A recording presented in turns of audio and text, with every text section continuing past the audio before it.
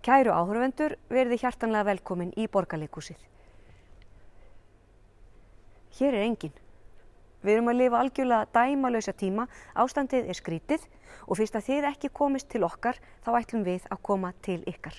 Meðan á samkomubanni stendur, ætlum við að vera með dagskrá í lifandi streymi beint frá leikhúsinu þar sem við bjóðum upp á skemmtun og fróðleik og næringu og alls konar annað sniðugt sem okkur dettur í hug. Við verðum með leiklestra, við verðum með upplestur, pestalestra úr fyrri hörmungum heimsins, við verðum með barnaefni, við verðum með lifandi tónlist, við verðum með brot úr fyrri leiksýningum, við verðum með heilar leiksýningar, alls konar efni, samveru og næringu og fróðleik sem okkur langar til að bjóða ykkur.